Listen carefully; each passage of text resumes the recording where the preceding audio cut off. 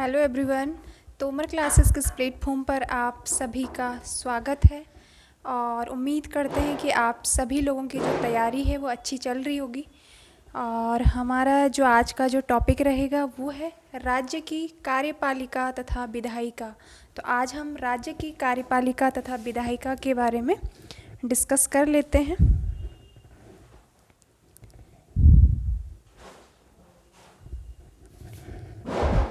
राज्य की कार्यपालिका एवं विधायिका। राज्य की कार्यपालिका एवं विधायिका आज हमारा टॉपिक रहेगा। कार्यपालिका, राज्य की जो कार्यपालिका है एंड जो विधायिका है, तो राज्य की कार्यपालिका एवं विधायिका के बारे में आज हम डिस्कस करेंगे।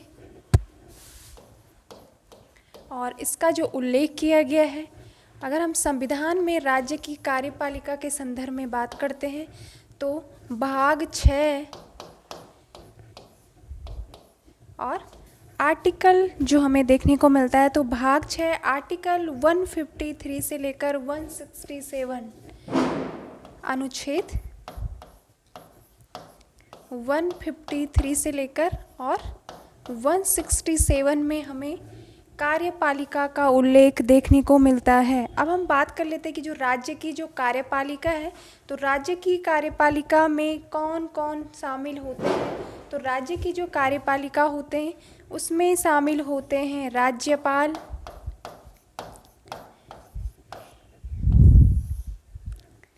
राज्यपाल हो गए, मुख्यमंत्री हो गए और मंत्रिपरिषद, और मंत्रिपरिषद के साथ साथ जो हमारे महाधिवक्ता जो होते हैं वो भी राज्य कार्यपालिका के भाग होते हैं। महाधिवक्ता,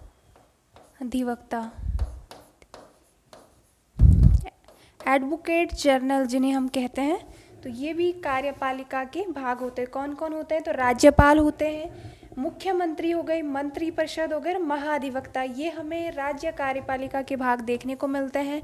और जो उल्लेख मिलता है वो भाग 6 है, आर्टिकल 153 से लेकर आर्टिकल 167 में कार्यपालिका का उल्लेख हमें देखने को मिलता है। अब हम बात कर लेते हैं कि जो राज्यपाल है, राज्य की जो कार्यपालिका की जो महत्वपूर्ण अंग है वो है राज्यपाल, के बारे में हम डिस्कस कर लेते हैं।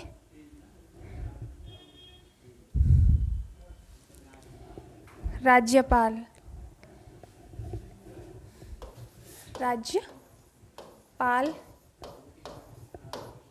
यानी कि जो राज्य के जो गवर्नर होते हैं उनका जो उल्लेख किया गया है वो है आर्टिकल 153। यानी आर्टिकल 153 में इस बात का उल्लेख किया गया है कि राज्यों के क्या होंगे, राज्य का जो प्रमुख होगा वो कौन होगा, राज्यपाल होंगे। और इसी के साथ जो आर्टिकल, और जिस तरीके से जैसे हम केंद्र में देखते हैं कि जो राष्ट्र के जो प्रमुख होते हैं वो राष्ट्रपति होते हैं, और शासन के जो प्रमुख हमें देखने को मिलते हैं वो कौन होते हैं, तो शासन के प्रमुख प्रधानमंत्री होते हैं।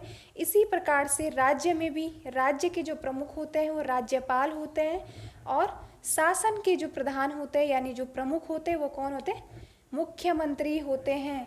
और आर्टिकल 154 जो है, तो आर्टिकल 154 में इस बात का उल्लेख किया गया है कि जो कार्यपालिका जो शक्ति है वो राज्यपाल में निहित है। कार्यपालिका शक्ति जो है तो राज्यपाल में निहित होती है। तो इसका जो उल्लेख किया गया है वो आर्टिकल 154 में। इसका मतलब क्या होता है, तो इसका मतलब होता है कि सरकार के जो भी कार्यपालिका या कार्यकारी जो कार्य होते हैं वो राज्यपाल के नाम से ही किए जाते हैं। तो कार्यपालिका जो शक्ति होती है वो क्या देखने को मिलती है हमें, राज्यपाल में निहित होती है। और कह सकते हैं जैसे कि हम सेंटर में बात करते हैं कि जो राष्ट्रपति होते हैं वो नाम मात्र के प्रधान होते हैं कार्यपालिका के, वास्तविक जो प्रधान होते हैं वो प्रधानमंत्री होते हैं। इसी प्रकार राज्य में भी जो नाम मात्र के जो प्रधान होंगे वो राज्यपाल होंगे, और जो वास्तविक होंगे वो मुख्यमंत्री होते हैं। और जो राज्यपाल होते हैं तो कहीं ना कहीं मंत्रिपरिषद की सलाह पर ही कार्य करते हैं। हम नेक्स्ट बात कर लेते हैं कि इनकी नियुक्ति के संदर्भ में जिसका उल्लेख जो देखने को मिलता है वो है आर्टिकल 155 में। कौन से आर्टिकल में देखने को मिलता है? तो आर्टिकल 155 जो है, तो आर्टिकल 155 में हमें नियुक्ति के संदर्भ में प्रावधान देखने को मिलता है। किसके संदर्भ में? तो नियुक्ति के संदर्भ में हमें प्रावधान देखने को मिलता है। इनकी जो नियुक्ति है, तो कौन करते हैं इनकी नियुक्ति? तो आर्टिकल 155 के तहत राष्ट्रपति राज्यपाल की नियुक्ति करते हैं। कौन करते हैं? तो इनकी जो नियुक्ति है वो किसके द्वारा की जाती है? तो राष्ट्रपति के द्वारा राज्यपाल की नियुक्ति की जाती है। और जो राज्यपाल होते हैं, तो राज्यपाल क्या होते हैं? कहीं ना कहीं राज्य के प्रमुख तो होते ही हैं, साथ में केंद्र के प्रतिनिधि भी हमें देखने को मिलते हैं। और इसी के साथ जो राज्यपाल होते हैं, यानी कि एक ही व्यक्ति 2 या 2 से अधिक राज्यों का राज्यपाल भी हो सकता है, नियुक्त किया जा सकता है। अब हम बात कर लेते हैं आर्टिकल 156 के बारे में, यानी इनकी पदावधि के बारे में बात कर लेते हैं।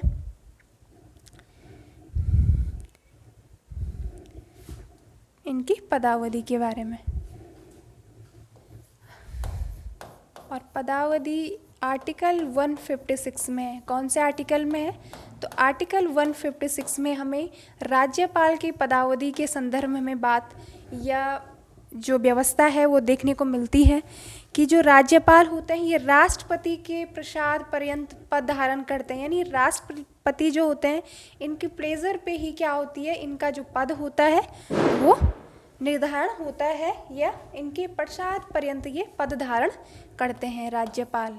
और इसी के साथ साथ जो राज्यपाल हैं वो सामान्यतः जो कार्यकाल होता है वो 5 वर्ष हमें देखने को मिलता है।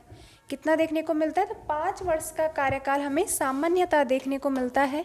और इससे पहले भी राष्ट्रपति को अपना त्याग पत्र दे सकते हैं। और इसी के साथ साथ जो राज्यपाल होते हैं वो तब तक अपने पद पर बने रहते हैं जब तक कि नए राज्यपाल नियुक्त नहीं हो जाते हैं।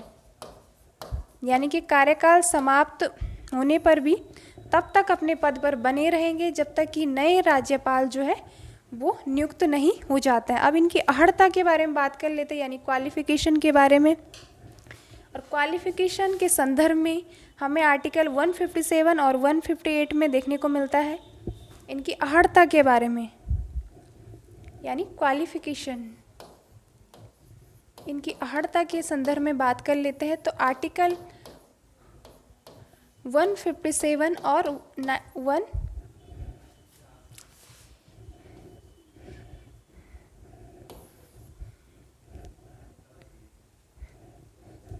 आर्टिकल 157 और आर्टिकल 158 में हमें अर्हता यानी क्वालिफिकेशन के संदर्भ में व्यवस्था देखने को मिलती है। और आर्टिकल 157 या आर्टिकल 150 भारत का कौन राज्यपाल बन सकते हैं कि जो भारत का नागरिक होगा। पहली जो कंडीशन बताई गई वो है नागरिक के संदर्भ में बताई गई कि वह भारत का नागरिक होना चाहिए। और दूसरी जो कंडीशन बताई गई वो है 35 वर्ष की आयु कंप्लीट कर चुका हो।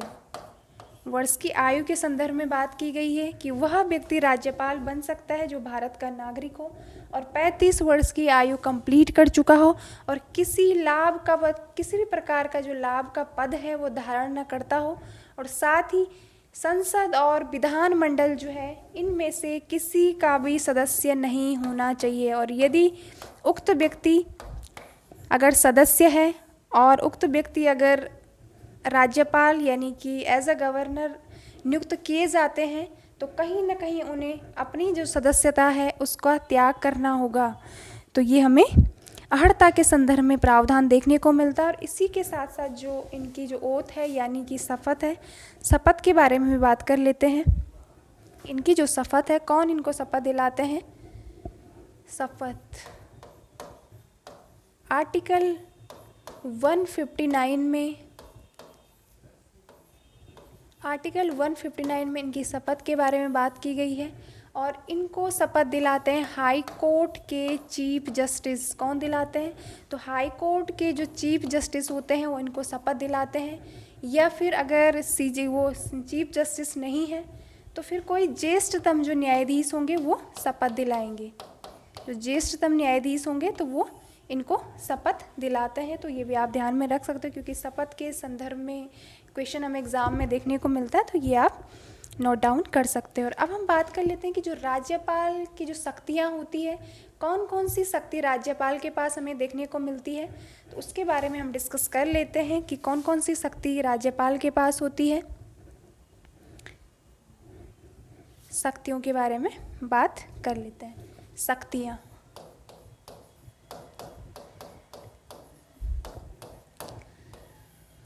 शक्तियों के संदर्भ में जो पहली शक्ति है वो है कार्यपालिका जो शक्ति है।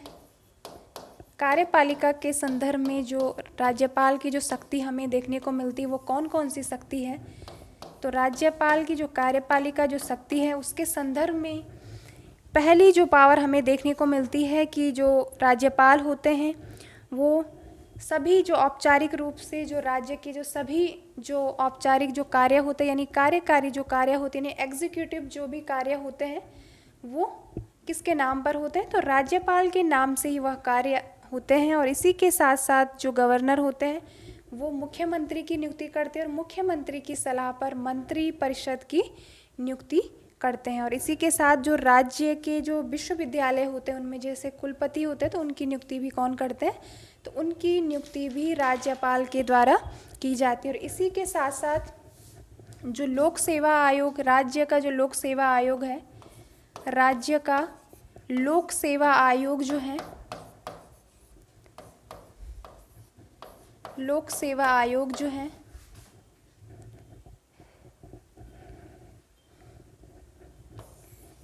लोक सेवा आयोग और लोक सेवा आयोग के जो अध्यक्ष होते हैं, अध्यक्ष हो गए या फिर सदस्य हो गए, इनकी नियुक्ति भी राज्यपाल के द्वारा की जाती है। और इसके साथ साथ जो निर्वाचन आयोग के जो अध्यक्ष होते हैं, इलेक्शन जो चीफ इलेक्शन कमीशन होते हैं, तो निर्वाचन आयोग के अध्यक्ष जो होते हैं इनकी नियुक्ति भी किसके द्वारा की जाती है, तो ये राज्यपाल के द्वारा इनकी नियुक्ति की जाती है। और इसी के साथ साथ जो महाधिवक्ता होते हैं राज्य के, और जो वित्त आयोग का गठन भी राज्यपाल के द्वारा किया जाता है। महाधिवक्ता, एडवोकेट जनरल, और इसी के साथ साथ जो वित्त आयोग है, तो वित्त आयोग का गठन भी हमें राज्यपाल के द्वारा गठित किया जाता है। तो ये भी आप नोट डाउन कर सकते हो कि कार्यपालिका शक्ति में क्या है कि जो राज्य के जो भी कार्यकारी कार्य होंगे यानी जो भी एग्जीक्यूटिव जो कार्य होते हैं वो राज्यपाल के नाम पर किए जाते हैं और राज्यपाल के द्वारा मुख्यमंत्री की नियुक्ति की जाती है और मुख्यमंत्री की सलाह पर जो अन्य मंत्री होते हैं यानी जो मंत्री परिषद होती है राज्यों की उसकी नियुक्ति की जाती है। और इसी के साथ साथ जो राज्य के जो विश्वविद्यालय होते हैं उनमें जो कुलपति होते हैं उनकी नियुक्ति भी राज्यपाल के द्वारा की जाती है। और जो वित्त आयोग का गठन और जो निर्वाचन आयोग के जो अध्यक्ष हो गए, लोक सेवा आयोग के अध्यक्ष हो गए, उनके सदस्य हो गए, महाधिवक्ता, इन सब की नियुक्ति किसके द्वारा की जाती है, तो राज्यपाल इनकी नियुक्ति करते हैं। और इसी के साथ साथ आप नोट डाल के ये पॉइंट लिख सकते हो कि जो लोक सेवा आयोग के जो अध्यक्ष और सदस्य होते हैं इनको जो नियुक्त करते हैं वो तो राज्यपाल करते हैं, लेकिन इनको हटाने का जो अधिकार है वो राज्यपाल के पास नहीं है। इनको कौन हटाते हैं, तो इनको राष्ट्रपति हटाते हैं। तो ये जो अधिकार है तो ये राज्यपाल के पास हमें नहीं देखने को मिलता है, बल्कि इनको हटाने की जो पावर है वो राष्ट्रपति के पास होती है। तो ये आप नोट डाल के ये पॉइंट लिख सकते हो। नेक्स्ट हम बात कर लेते हैं कि जो विधायी शक्ति हमें कौन कौन सी देखने को मिलती है, विधायी शक्ति के संदर्भ में हमें क्या क्या व्यवस्था देखने को मिलती है। तो जो विधायी शक्ति होती है, लेजिस्लेटिव जो पावर होती है, विधायी शक्ति क्या क्या देखने को मिलती है। तो विधायी शक्ति के संदर्भ में तो पहला पॉइंट तो यही होगा कि अगर कोई भी विधेयक है और उसको अधिनियम बनाना है तो अधिनियम का रूप देना है तो इसके लिए राज्यपाल की स्वीकृति क्या होती है, आवश्यक होती है। यानी कि कोई भी विधेयक तब तक अधिनियम नहीं बन सकता है जब तक कि राज्यपाल की स्वीकृति प्राप्त न हो। और इसी के साथ साथ जो विधानसभा है, तो विधानसभा में अगर राज्यपाल को ये प्रतीत होता है कि जो एंग्लो इंडियन जो समुदाय है यानी कि आंग्ल भारतीय समुदाय जो है इनका राज्य की जो यहाँ पे जो विधानसभा है वहाँ पे पर्याप्त प्रतिनिधित्व नहीं है। तो इस कंडीशन में जो राज्यपाल होते हैं वो एक सदस्य को क्या करते हैं, नॉमिनेट करते हैं, यानी कि मनोनीत करते हैं। और हालांकि जो ये व्यवस्था है इसको 104वां संविधान संशोधन अधिनियम 104वां संविधान संशोधन अधिनियम 2019 के द्वारा इसको निष्प्रभावी किया गया है। क्या कर दिया गया है, निष्प्रभावी। इसको समाप्त नहीं किया गया है बल्कि निष्प्रभावी किया गया है। तो कभी कभी ऑप्शन में आ सकता है, हमें देखने को मिलता है कि समाप्त किया गया है, तो समाप्त नहीं किया गया है बल्कि इसको निष्प्रभावी किया गया है। और आगे अगर कोई नई गवर्नमेंट बनती है तो उनके द्वारा ये दोबारा से लागू या प्रभावी किया जा सकता है। तो ये निष्प्रभावी है, समाप्त नहीं किया गया है। तो नेक्स्ट हम बात कर लेते हैं कि जो विधायी शक्ति है और द्विसदनीय जो विधानमंडल होते हैं, तो द्विसदनीय विधानमंडल में जो विधान परिषद हमें देखने को मिलती है, तो विधान परिषद में विधान परिषद के कुल सदस्य संख्या का 1/6 जो सदस्य होते हैं, कितने, तो 1/6 जो सदस्य होते हैं, तो इनको मनोनीत भी करता है राज्यपाल। क्या करते हैं, तो विधान परिषद की कुल सदस्य संख्या का विधान परिषद 1/6 क्या करते हैं, मनोनीत करते हैं। जैसे कि हमें राज्यसभा में देखने को मिलता है कि राज्यसभा में 12 सदस्य राष्ट्रपति के द्वारा मनोनीत किए जाते हैं। तो इसी प्रकार से जो यह व्यवस्था है राज्यों में, तो राज्यों में 1/6 जो सदस्य होंगे उन्हें राज्यपाल क्या करेंगे, मनोनीत करेंगे।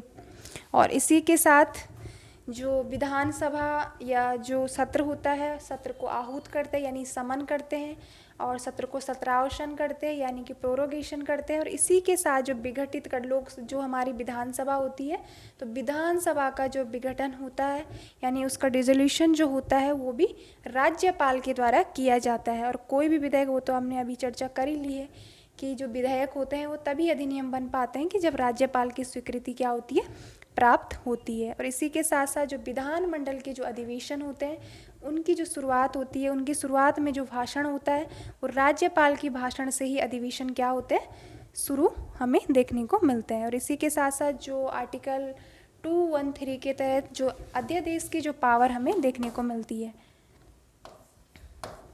213 के तहत अध्यादेश यानी कि ऑर्डिनेंस की जो पावर है वो हमें राज्यपाल के पास देखने को मिलती है।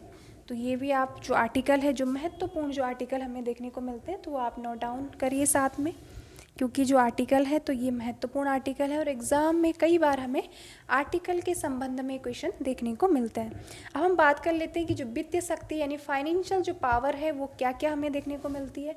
तो वित्तीय शक्तियों के बारे में हम बात कर लेते हैं। वित्तीय शक्ति, फाइनेंशियल पावर। तो वित्तीय शक्ति में जैसे कि हम आप लोगों में से कई लोग जानते होंगे कि जो धन विधेयक होता है, धन विधेयक राज्यपाल की पूर्व अनुमति से ही रखा जाता है। तो ये कहीं ना कहीं वित्तीय शक्ति के तहत हमें देखने को मिलता है, धन विधेयक। और इसी के साथ साथ जो वार्षिक जो वित्तीय विवरण होता है, जिसे हम बजट कह सकते हैं, यहाँ पे मैं बजट ही लिखूंगी, वार्षिक वित्तीय विवरण जो होता है जिसका उल्लेख आर्टिकल 202 में किया गया है।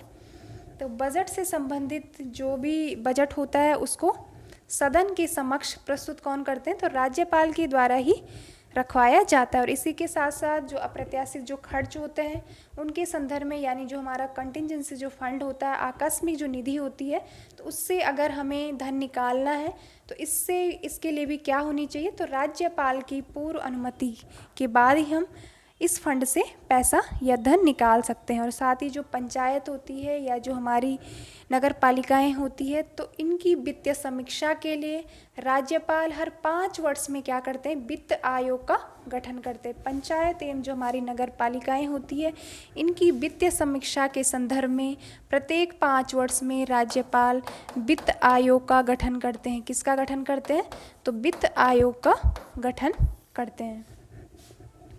और इसी के साथ साथ अब हम बात कर लेते हैं इनकी न्यायिक शक्ति क्या क्या है। जो राज्यपाल है तो इनकी न्यायिक शक्तियों के बारे में बात करेंगे कि न्यायिक शक्ति हमें कौन कौन सी न्यायिक शक्ति देखने को मिलती है। न्यायिक शक्ति, जुडिशियल पावर जो है, न्यायिक शक्ति कौन कौन सी है? तो न्यायिक शक्तियाँ जो हैं, न्यायिक शक्तियों में हमें देखने को मिलता है कि जो राज्यपाल होते हैं वे कहीं ना कहीं जो क्षमादान की जो शक्ति राज्यपाल के संदर्भ में देखने को मिलती है, वो क्षमादान की जो शक्ति है यानी जो पार्डन की जो पावर है वो हमें आर्टिकल 161 में देखने को मिलती है।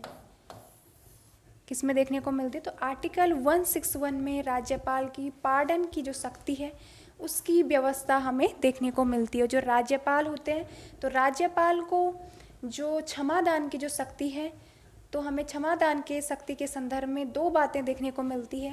पहली बात तो ये है कि जो राज्यपाल होते हैं वो शक्ति जो यानी कि जो दंड है, दंड को कम कर सकते हैं, और दूसरी बात ये देखने को मिलती है कि वह दंड की प्रकृति को परिवर्तित कर सकते हैं, या तो कम करेंगे या उसकी प्रकृति को क्या करेंगे? परिवर्तित कर देंगे। अब हम तुलना करते हैं राष्ट्रपति और राज्यपाल की जो क्षमादान यानी जो पार्डन की जो शक्ति है। जहां हम एक तरफ राज्यपाल के संदर्भ में बात करते हैं तो राज्यपाल के संदर्भ में हमें ये देखने को मिलता है कि जो राज्यपाल होते हैं वो मृत्यु दंड को केवल आजीवन कारावास में ही परिवर्तित कर सकते हैं, जबकि राष्ट्रपति क्या कर सकते हैं? पूर्ण रूप से मृत्यु दंड को माफ़ कर सकते हैं।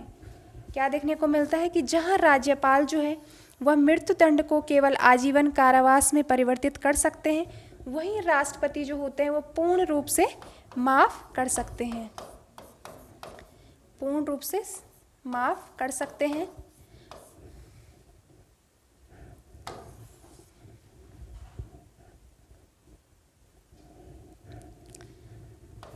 पूर्ण रूप से माफ़ कर सकते हैं।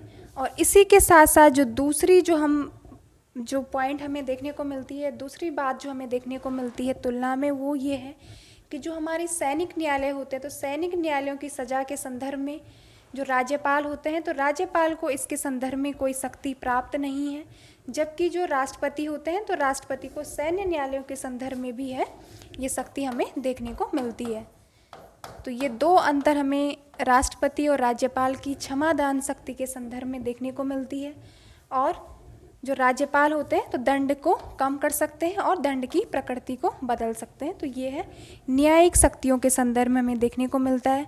और इसी के साथ साथ जो गवर्नर होते हैं यानी कि जो राज्यपाल होते हैं वह हाई कोर्ट के साथ विचार विमर्श करके जो जिला न्यायाधीश होते हैं, डिस्ट्रिक्ट जज जो होते हैं, तो जिला न्यायाधीश जिनकी नियुक्ति जो है 233 कौन सा आर्टिकल है? तो 233 में जिला न्यायाधीशों की नियुक्ति जो है वो राज्यपाल के द्वारा की जाती है। और इससे पहले हाई कोर्ट से विचार विमर्श किया जाता है और फिर जिला न्यायाधीशों की नियुक्ति राज्यपाल के द्वारा की जाती है। और इसी के साथ साथ जो न्यायिक आयोग होते हैं तो न्यायिक आयोग से जुड़े हुए जो लोग होते हैं उनकी नियुक्ति भी राज्यपाल के द्वारा की जाती है। और इसके संदर्भ में राज्यपाल को न केवल हाई कोर्ट बल्कि राज्य का जो लोक सेवा आयोग है उससे भी सलाह लेनी पड़ती है। राज्य का जो लोक सेवा आयोग है तो उससे भी सलाह लेनी पड़ती है।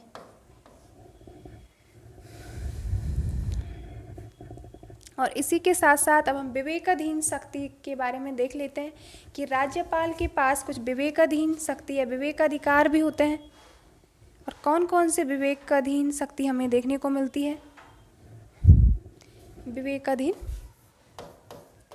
विवेकाधीन शक्तियाँ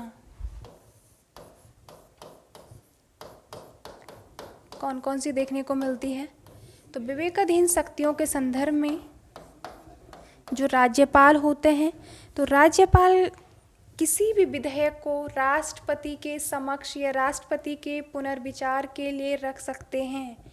पहला पॉइंट क्या है कि जो राज्यपाल होते हैं किसी भी विधेयक को राष्ट्रपति के विचार के लिए रख सकते हैं, राष्ट्रपति के विचार के लिए। और इसका जो उल्लेख किया गया है वो है आर्टिकल 200 में हमें इसका उल्लेख देखने को मिलता है। और इसी के साथ साथ जो राज्यपाल होते हैं वो यदि विधानसभा के चुनाव के बाद यदि ऐसी स्थिति उत्पन्न होती है कि किसी भी दल को बहुमत प्राप्त नहीं होता है तो ऐसी स्थिति में जो राज्यपाल होते हैं वो अपेक्षित जो बहुमत प्राप्त दल होते हैं उनके नेता को नियुक्त करते हैं। अपेक्षित बहुमत प्राप्त दल का मतलब होता है कि आगे जाके राज्यपाल को ऐसा लगता है कि आगे जाके जो दल है ये बहुमत प्राप्त कर लेंगे, तो उस दल के जो नेता को नियुक्त करते हैं। और इसी के साथ साथ जो अगर यदि जो मंत्रिपरिषद है, तो मंत्रिपरिषद अगर अल्पमत में आती है तो विधानसभा को विघटित भी करते हैं। क्या करते हैं? तो विघटन की जो पावर है वो भी राज्यपाल के पास हमें देखने को मिलती है। और विघटन जो है ये मंत्रिपरिषद के सलाह पर ही देखने को मिलता है, यानी कि मंत्रिपरिषद को, विधानसभा का विघटन तो मंत्रिपरिषद के सलाह पर, और यदि जो मंत्रिपरिषद है वो अल्पमत में आ जाती है तो क्या कर देते हैं? विधानसभा को विघटित कर देता है। हम वीटो पावर के बारे में बात कर लेते हैं कि कौन कौन सी जो वीटो पावर है, यानी कि जब कोई विधेयक राज्यपाल की स्वीकृति के लिए जाता है तो राज्यपाल के पास कौन कौन सी पावर होती है? Veto power. तो राज्यपाल के पास जब कोई विधेयक जो है राज्यपाल के समक्ष जाता है तो राज्यपाल के पास क्या होते हैं? 4 विकल्प हमें देखने को मिलते हैं। कौन कौन से विकल्प? तो 4 विकल्प राज्यपाल के पास हमें देखने को मिलते हैं। कौन कौन से हैं? पहला विकल्प जो है वो है राज्यपाल जो है स्वीकृति दे सकते हैं। स्वीकृति दे सकते हैं, स्वीकृति को सुरक्षित रख सकते हैं, सुरक्षित रख सकते हैं। और तीसरा जो देखने को मिलता है पुनर्विचार के लिए भेज सकते हैं, विधानमंडल को पुनर्विचार के लिए भेज सकते हैं। और चौथा विकल्प जो है कि राष्ट्रपति के विचार हेतु रख सकते हैं। तो राष्ट्रपति के विचार हेतु विधेयक को रख सकते हैं। तो ये वीटो पावर के संदर्भ में राज्यपाल की शक्ति हमें देखने को मिलती है। यानी राज्यपाल जो है किसी भी विधेयक को के संदर्भ में 4 विकल्प देखने को मिलते हैं। पहला है स्वीकृति दे सकते हैं, दूसरा है स्वीकृति को सुरक्षित रख सकते हैं, तीसरा है पुनर्विचार के लिए भेज सकते हैं, यानी विधानमंडल के पास दोबारा से पुनर्विचार के लिए भेजा जा सकता है। और इस कंडीशन में यदि जो विधानमंडल है, विधानमंडल के द्वारा संशोधित या बिना संशोधित यदि दोबारा से भेजा जाता है विधेयक, तो राज्यपाल उस पर स्वीकृति देने के लिए क्या है? बाध्य होते हैं। क्या होते हैं? बाध्य होते हैं। और चौथा विकल्प जो है कि राष्ट्रपति के विचार के लिए किसी विधेयक को रखा जाता है। और क्यों रखा जाता है? यदि वह विधेयक जो है संविधान के विरुद्ध है, संविधान के उपबंधों के विरुद्ध है, क्या या ये हो सकता है कि जो विधेयक है वह देश हित में नहीं है, या वो डीपीएसपी के विरुद्ध हमें देखने को मिलता है। और कहीं ना कहीं ऐसा हो सकता है कि जो हाई कोर्ट है, तो उस विधेयक के द्वारा हाई कोर्ट की जो पावर है उसमें रिडक्शन देखने को मिल रहा है, या राज्यपाल जो हाई कोर्ट है उसकी पावर हमें कम स्थिति में देखने को मिल रही है। उस विधेयक के द्वारा जो हाई कोर्ट है उसकी पावर कम हो जाएगी। या फिर ऐसा हो सकता है कि उस उपबंध के माध्यम से, उपबंध के द्वारा क्या हो सकता है कि जो देश हित के विरुद्ध अगर वो विधेयक है, तो इस स्थिति में वह जो राज्यपाल है तो उस विधेयक को राष्ट्रपति के विचार हेतु रख सकते हैं। तो ये आर्टिकल 200 में है। अभी हमने इसके बारे में बात की थी। तो 200 में हमें ये जो विधेयक है वो राष्ट्रपति के विचार के लिए रखा जाता है। और इसी के साथ साथ जो आर्टिकल 361 का जो क्लॉज 2 है, तो इसमें इस बात का उल्लेख किया गया है कि राज्यपाल को उसकी पदावधि के दौरान किसी भी प्रकार की जो दंडिक जो कार्यवाही है वो नहीं की जा सकती है। और आज की जो क्लास है, आज की क्लास को हम यहीं पे टर्मिनेट करते हैं। Thank you.